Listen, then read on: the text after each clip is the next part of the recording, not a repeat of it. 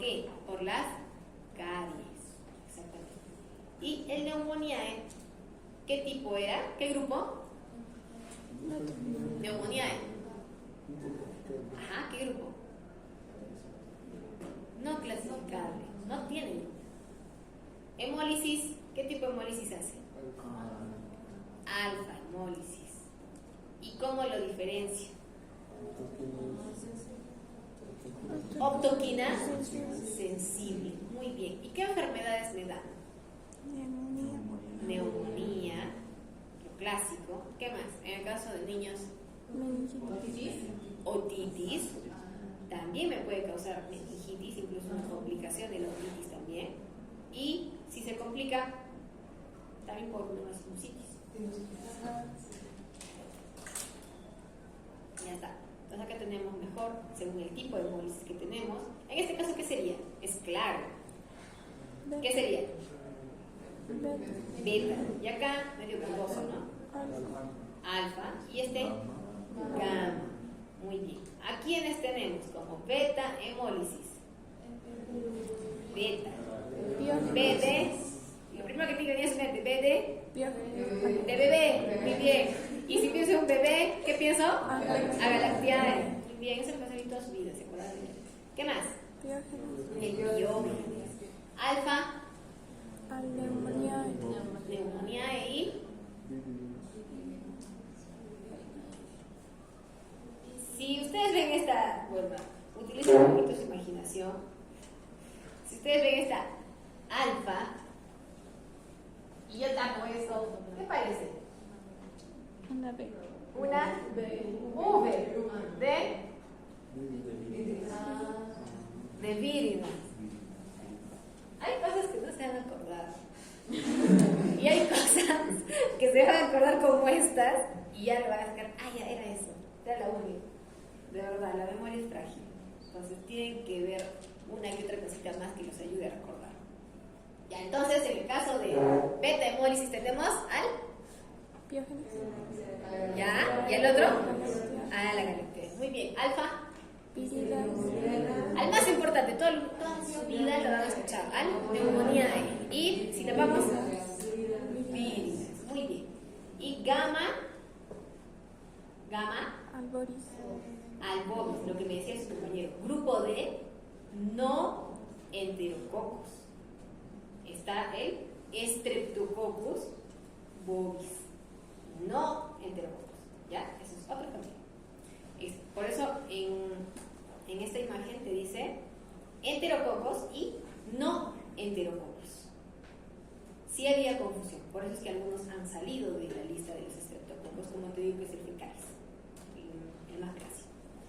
Ya está, entonces tenemos al estreptococo beta hemolítico. Ya sé que estoy en ese grupo beta y ahora necesito hacer otras pruebitas más para poder saber cuáles de los beta, porque tengo varias opciones. ¿Cuáles son los que están en beta hemólisis? Los biógenes.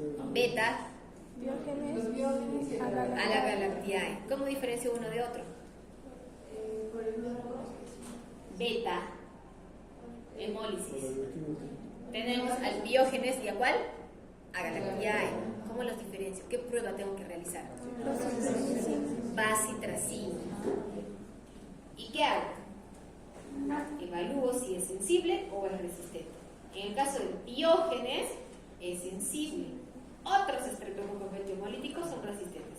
Entonces, con esa prueba de bacitracina, solamente voy a poder saber si es biógenes o no es. Pueden ser otros muchos, pero solamente me ayuda para saber si es biógenes. Ahora, si son alfa hemolíticos, ¿cuáles tenemos? El más importante, neumonía y víridas. Muy bien. ¿Qué hago para poder diferenciarlos? Streptococcus neumonía con P de optoquina. ¿Qué es la optoquina?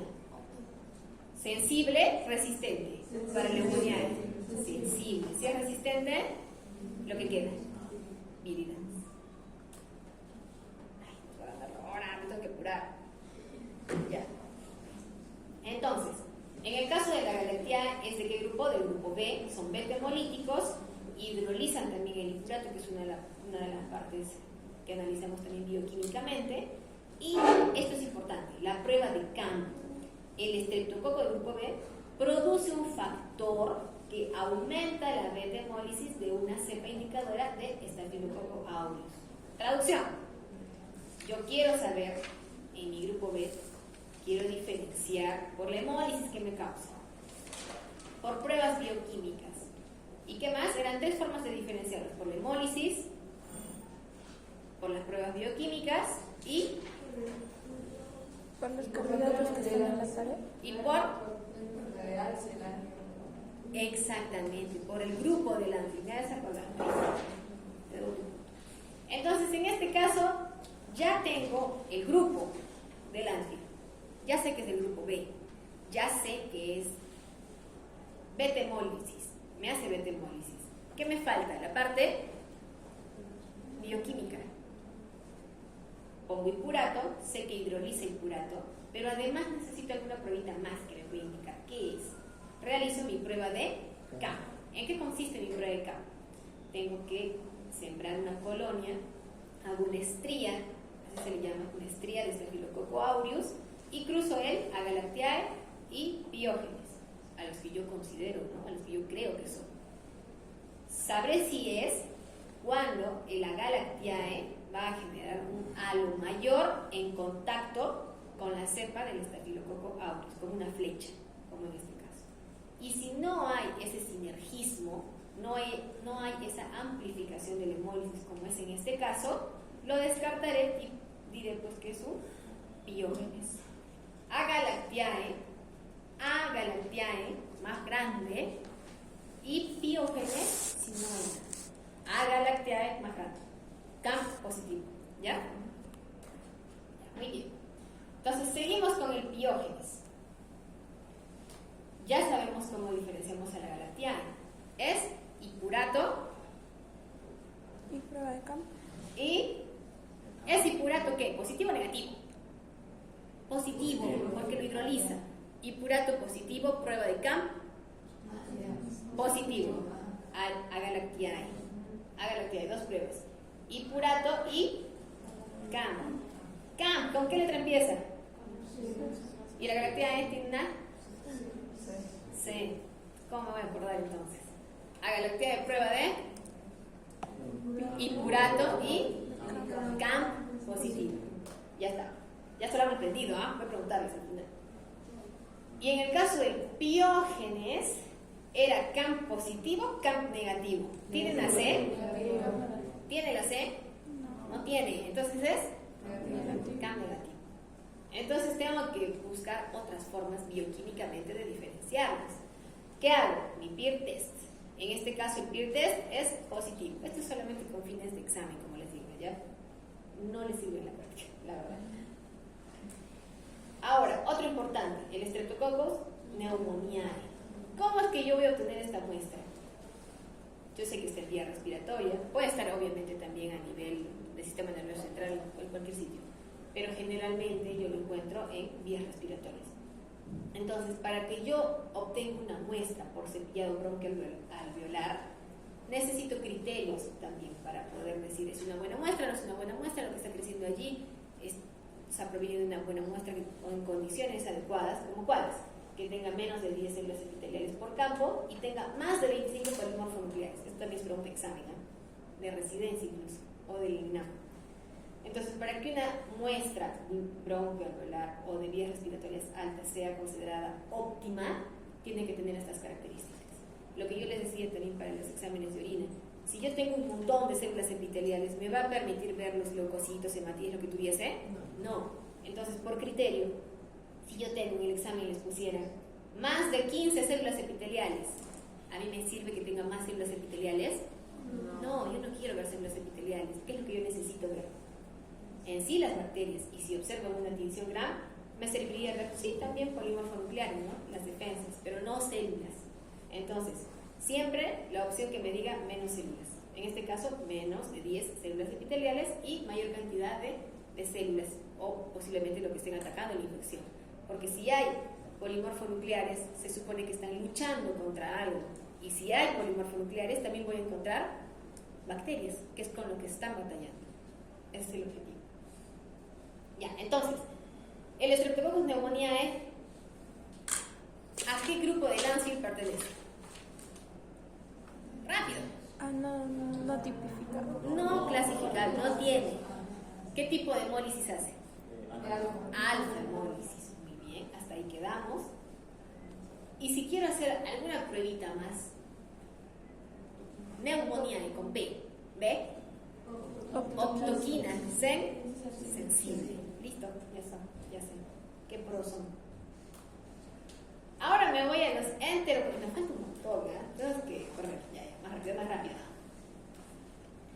Tenemos a los enterococos, lo que me decía. Antes estreptococos del grupo D. Tenemos aquellos que son los enterococos y los no enterococos. ¿Qué factores de patogenicidad tienen? Citonicinas, hialuronidasas, betalactamasas. ¿Se acuerdan de las betalactamasas, no? Al final nadie me dio el resumen, ¿no? Ya me he hecho por ya. ¿Qué más? Hialuronidasas. ¿Para qué eran las hialuronidasas? ¿Quién tenía hialuronidasa? Aureus. Exacto. Ajá. ¿Por qué? ¿Qué hacían? Rompían las cadenas del ácido hialurónico de la piel. En la piel, ¿verdad? La destruyen. Muy bien. ¿Y cómo voy a clasificar en este caso este género? Por la hidrólisis de bilis esculina, que es esta pruebita. Todos los estreptococos del grupo D, estreptococos, no se equivoquen por favor, estrepto, son bilis esculina positivos. Ahora, aquellos que permiten, o mejor dicho, que crecen en solución salina al 6.5% y aquellos que no crecen. Yo les he mencionado uno que no crece. ¿Cuál es?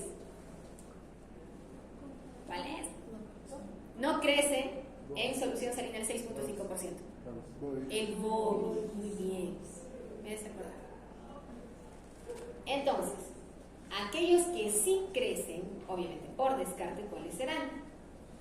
El Enterococcus fecalis, acá lo que le decía, y el faecium. Aquel que no crece, acá todavía decía, ni siquiera han plagiado. Aquel que no crece, ¿cuál es? El bovis. Nuevamente, no se equivoquen, no enterococos. En el grupo D de la clasificación de Lanfield tenemos aquellos que son enterococos y aquellos que no son enterococos, que ahí tenemos al estreptococo bovis.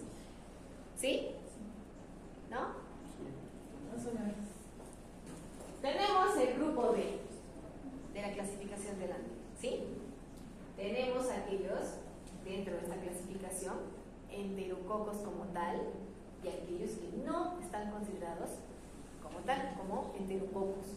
Dentro de estos que no son considerados enterococos, tenemos solo a un estreptococo. ¿Cuál es? Bovis. Que no crece en qué medio?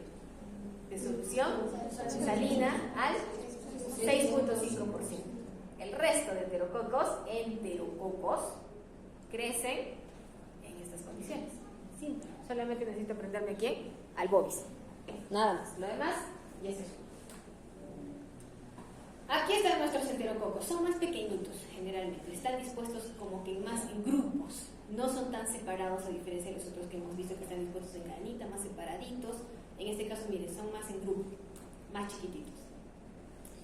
Ahora, el problema de estos, como ya lo hemos mencionado, que producen ¿qué? Betalactamasas. Entonces van a ser muy resistentes y por ende también me van a causar resistencia a otros grupos de antibióticos, en este caso a la vancomicina. Ya está, acabamos al final, nos faltan dos más. ¿Qué hora es?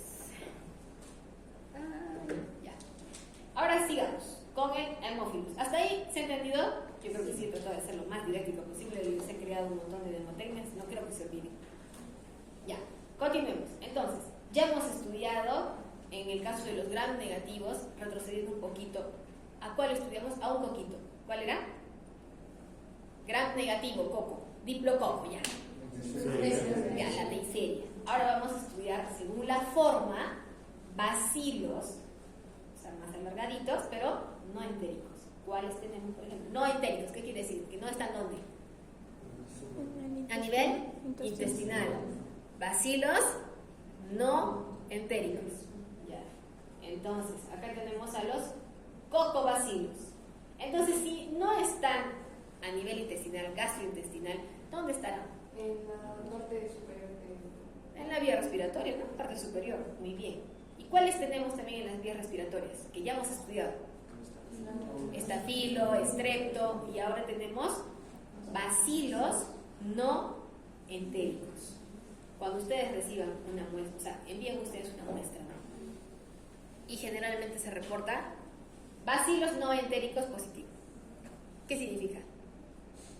Que pueden ser todos estos de acá, toda esta lista. ¿Qué te estoy diciendo? Que tu muestra está contaminada, que hay un montón de bacilos, de bacterias, y que no puedo trabajar ninguna. Eso te estoy diciendo. Entonces, ¿le daré tratamiento a mi paciente o envío la nueva muestra? Enviaré nueva muestra, porque ustedes han llevado microbiología conmigo, entonces saben a qué se refiere ese resultado. Pasa de verdad. Ya, continuemos. Entonces, ya son gram negativos, son no móviles, anaerobios facultativos, utilizan factores sanguíneos para el crecimiento, el 10 y el 5. Y acá también algo en común que nos puede hacer confundir, que son catalasa positivos, pero algo más, oxidasa positivos. Hasta hace poquito, cuando estudiamos solamente estafilo y estrepto, todo era hermoso, ¿verdad? Porque nos permitía diferenciar esas dos cosas. Pero en general, las bacterias tienen características en común. Entonces, separemos un poquito. Quédense con ese concepto de estafilo y estrepto hasta ahí. Que la catalasa nos permitía diferenciar entre estafilo y estrepto. ¿Cuál era positivo, cuál era negativo? Estafilo y estrepto negativo. Ya, hasta ahí quedamos bien. Esta es otra familia, ¿ya? Entonces, en estos bacilos no entéricos tienen dos características. Son catalasa positivos y son oxidasa positivos también. Son parte de la microbiota del aparato respiratorio superior y tenemos variedades también. El Haemophilus haemolyticus y el parainfluenzae, además del influenzae. Dentro de los patógenos, es decir, aquellos que tienen relevancia clínica, al influenza tipo B y al Tucredi 2.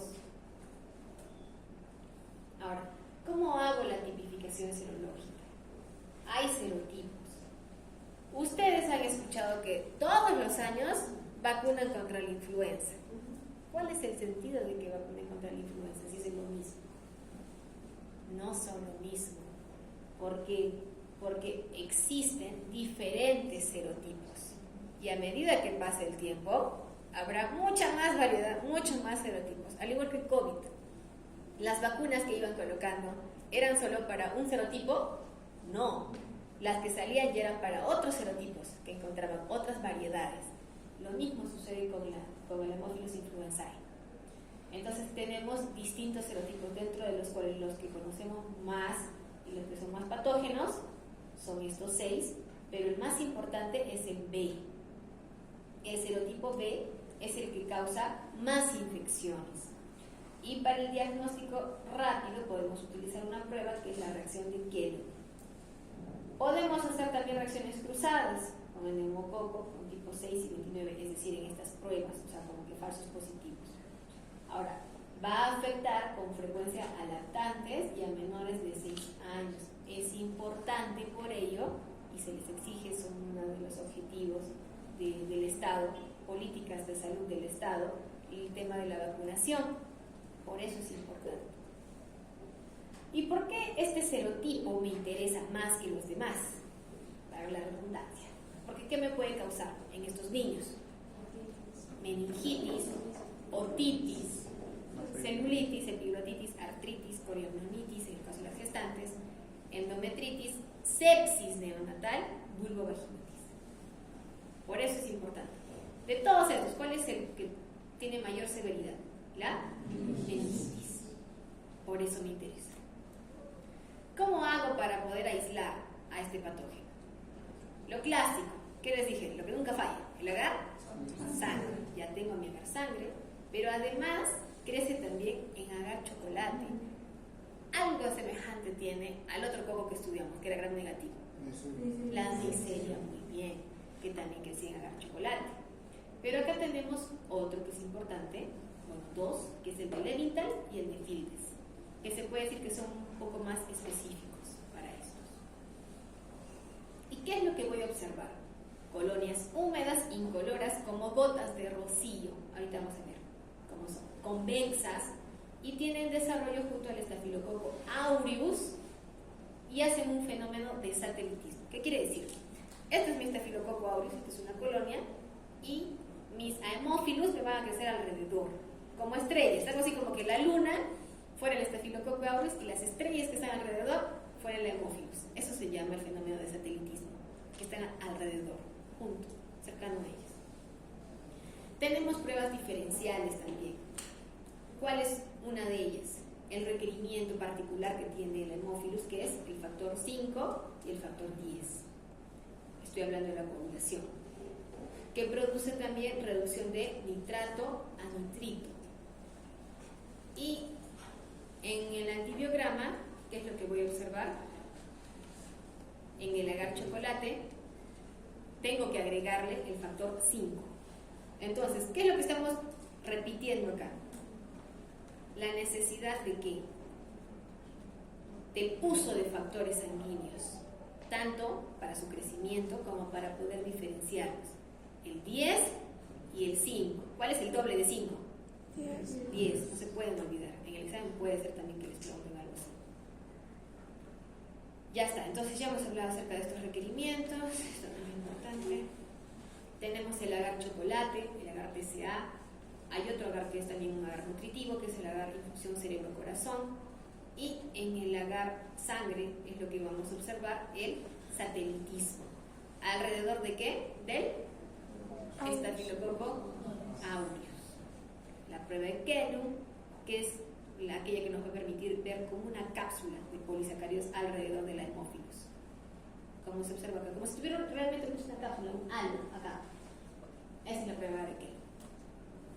Acá está el fenómeno de satelitismo. Tengo una estría, nuevamente de estafilococo, y alrededor, estos puntitos pequeñitos, son el Haemophilus influenzae. Ese es el fenómeno de satelitismo. Igual acá, colonias amarillas, ¿sí? Meas amarillas, que tienen también hemólisis, y alrededor que veo unos puntitos bien pequeñitos, Haemophilus influenzae. Esa es la técnica de la estría, y este es un cultivo simple de esputo. ¿Qué quiere decir? Que acá no he realizado ninguna prueba específica, simplemente he realizado el hisopado, probablemente hago el sembrado, y obviamente si hago una prueba, un cultivo de esputo en la saliva, ¿qué es lo que yo tengo? Estafilococcus aureus. ¿Qué es lo que ustedes revisaron? ¿Se acuerdan? En la plaquita a la que hicimos sus compañeros en el hisopado, ¿qué creció? De todo. Lo mismo pasa acá. Pero cuando ya hay patologías, siempre predomina una más, una bacteria. En este caso está predominando dos. El aureus y el Haemophilus influenzae. Ya está. Ya, esto es importante. Cuando nosotros hablamos de los otros patógenos y hablamos del antibiograma que nosotros realizábamos, ¿en qué medio lo hacíamos? Müller-Hinton. En este caso, no puedo hacer mi antibiograma en el de Müller-Hinton. Tengo que utilizar un agar especial, porque estamos viendo que el Haemophilus influenzae no crece en cualquier sitio. Entonces, si yo no le doy el factor 5 y el factor 10, ¿va a crecer? No va a crecer. Puedo evaluar los ales de sensibilidad en el Müller-Hinton. Dentro de la composición del Müller-Hinton, ¿tiene estos factores? No tiene. Entonces, ¿qué tengo que utilizar? Un agar especial, en este caso es mi agar chocolate, pero tiene que tener estos factores, como hemos visto acá. El agar,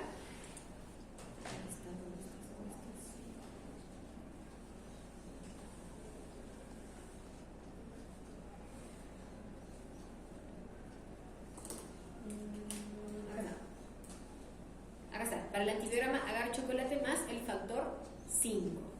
Entonces, este agar chocolate no es cualquier agar, tiene que tener por lo menos un factor. ¿Cuál? El 5, para yo poder hacer mi antibiograma. No voy a hacer, repito, en el de Müller-Hinton. Para el Haemophilus necesito un agar especial para el antibiograma, que es el agar chocolate más factor 5. Muy bien. Ya está, entonces, haciendo un poquito de resumen. Nosotros hemos visto hasta ahora aquellas bacterias que las podía diferenciar bien en mi tinción Gram. Pero hay aquellas que no puedo diferenciarlas solamente con esta tinción, que tengo dificultades. Puede ser porque producen poco ATP, porque no producen ATP, porque son ácidos resistentes o porque no tienen pared celular. Entonces, ¿qué voy a tener? No voy a poder. Entonces, dentro de las que producen poco ATP, tengo a la Bartonella, tengo a las Rickettsia, a la Richa, pero de esta es la más importante, la Bartonella. Aquellos que no producen ATP tenemos a la Clamidia, aquellas que son ácidos resistentes tenemos a las micobacterias. ¿A cuáles tenemos acá? ¿Cuál micobacteria conocemos? Tuberculosis, la clásica. Pero esta es típica, atípica. Nosotros la conocemos, es típica. Hay aquellas atípicas también. Miren cuántas hay un montón. Ya, pero por lo menos sabemos acá que es micobacteria y tuberculosis, es una micobacteria típica. Y aquellas que no tienen pared celular, que son los micoplasmas, para los cuales obviamente necesitaré tinciones especiales. ¿Se acuerdan ustedes que para la micobacteria y tuberculosis necesitaba una tinción especial? ¿Se acuerdan?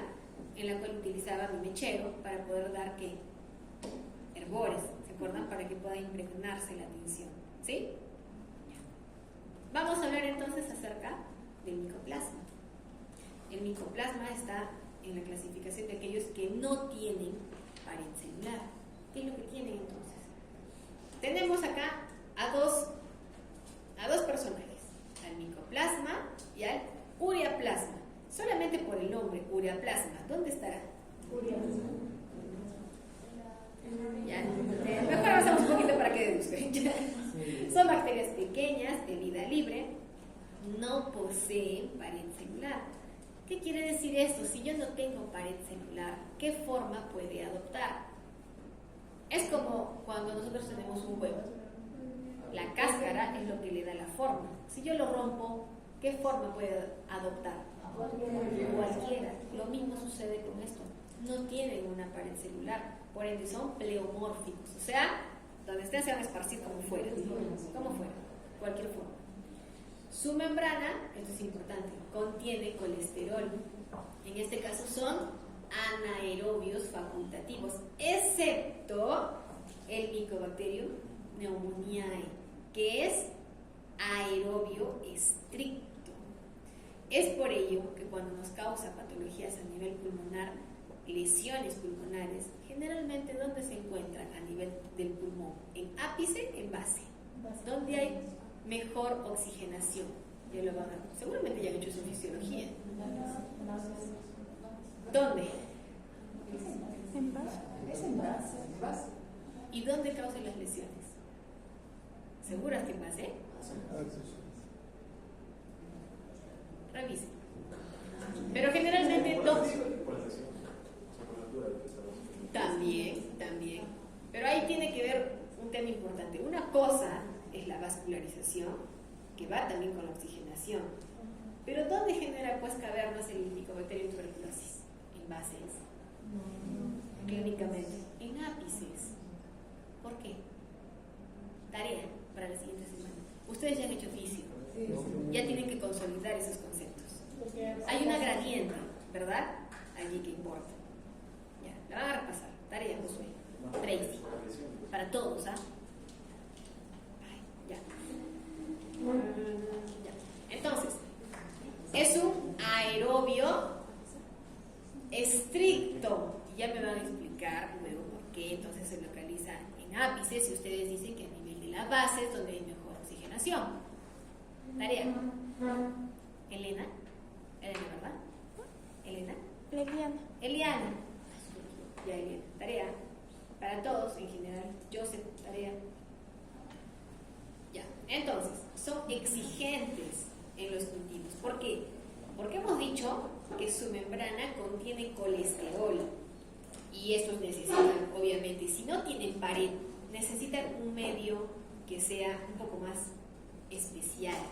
En este caso necesitamos un medio que tenga proteínas, ácidos nucleicos y colesterol. ¿Y qué es lo que vamos a observar? Que crecen. La misma analogía que les puse. colonias en huevo frito. Así se llama, tal cual. Son estas de acá. ¿Qué parece? Un huevo frito. Tal cual. Son pleomórficas. Eso es lo que vamos a observar.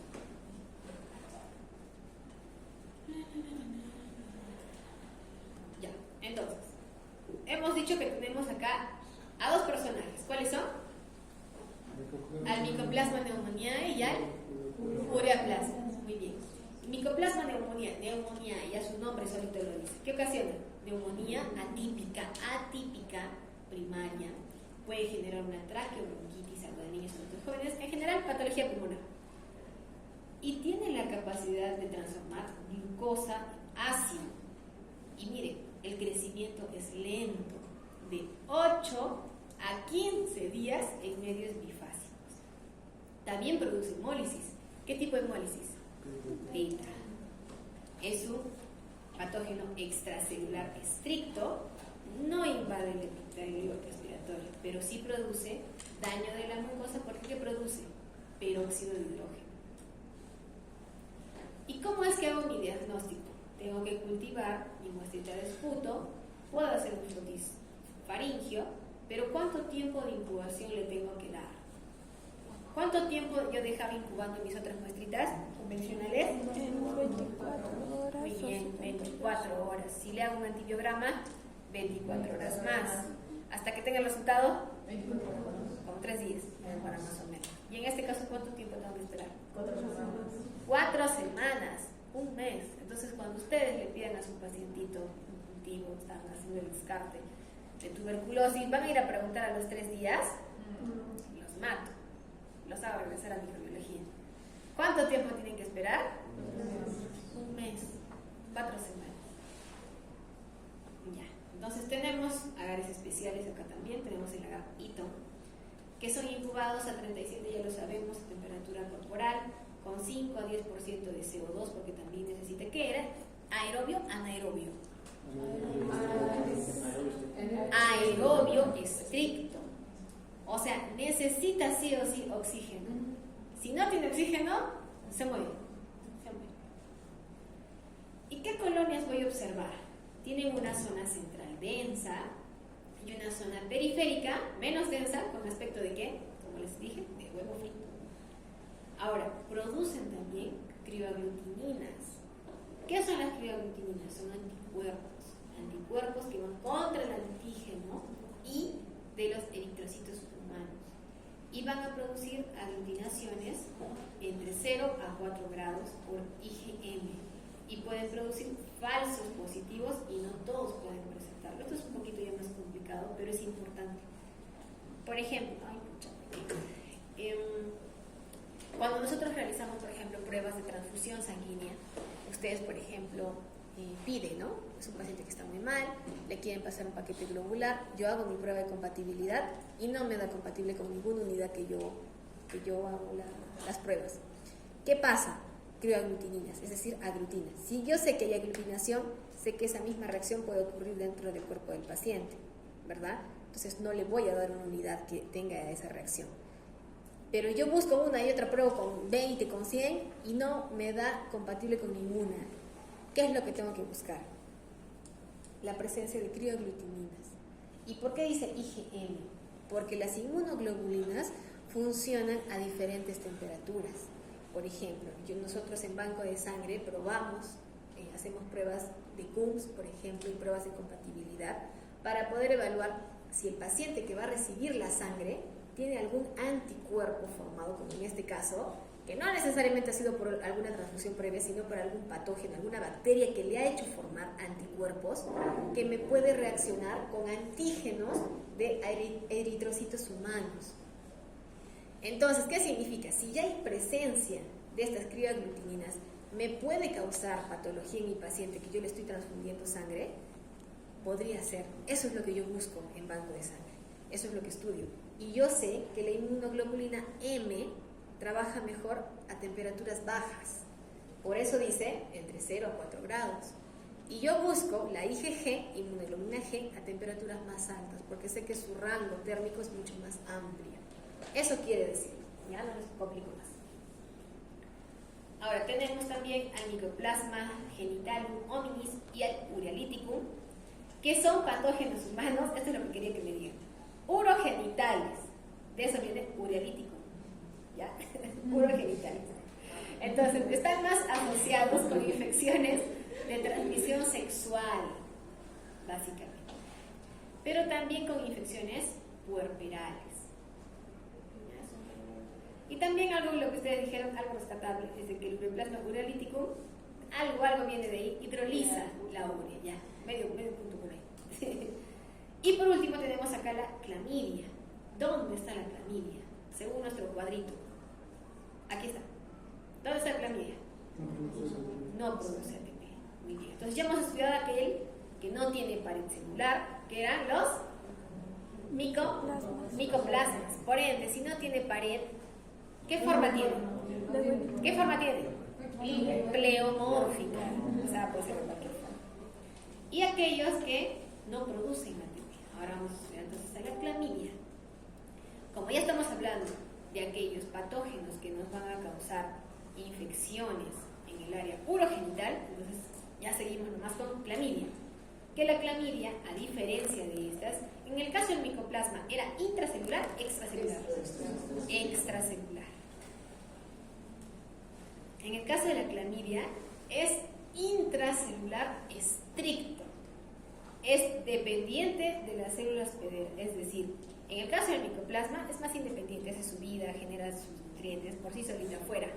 Pero en el caso de la clamidia, no, es más dependiente. Necesita estar dentro de la célula, lo utiliza como vehículo para poder sobrevivir.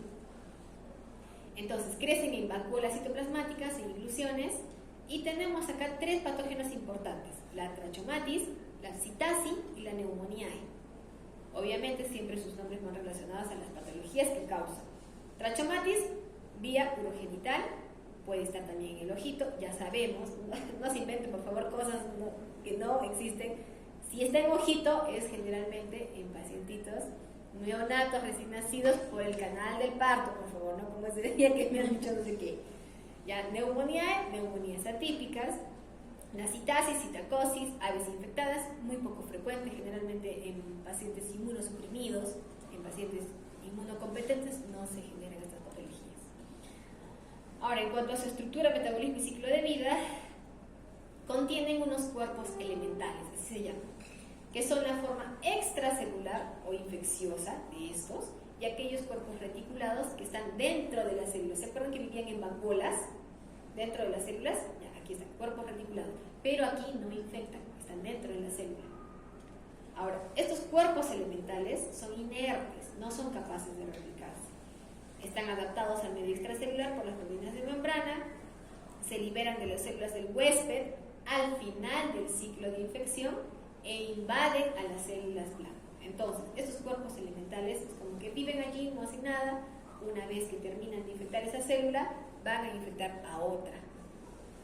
Acá está, se liberan de las células al final del ciclo de infección e invaden las células blanco, o sea, van a ir a otra, a meterse, a introducirse, a aprovecharse de esa célula, sacarlos todos los nutrientes, se nutren, siguen creándose nuevas y se meten luego en otra célula. Esa es la función de los cuerpos elementales. En el caso de los cuerpos reticulados, tienen una actividad metabólica, se replican por fisión binaria, se multiplican dentro de las vacuolas del huésped y el ciclo de Krebs, ¿se acuerdan? Y ya tienen ATP en forma directa de la célula huésped. Entonces, ¿cuál es el culpable de que invadan otras células blanco? Los cuerpos elementales. ¿Y quién tiene la función de multiplicarse dentro de las vacuolas del huésped? Esos 2 términos, por lo menos memoricen. Los cuerpos reticulados. Replicación, cuerpos reticulados. Invasión de las células blanco, cuerpos elementales. Nada más. ¿Cómo hago mi diagnóstico? Puedo hacer un cultivo común, puedo hacer la detección de antígenos por medio de otras pruebas como es ELISA, inmunofluorescencia directa, en lo cual ¿qué voy a buscar? Obviamente mi reacción antígeno-anticuerpo, puedo hacer mi PCR, es decir, pruebas moleculares en las cuales voy a hacer la detección de ácidos nucleicos y puedo hacer también una citohistopatología.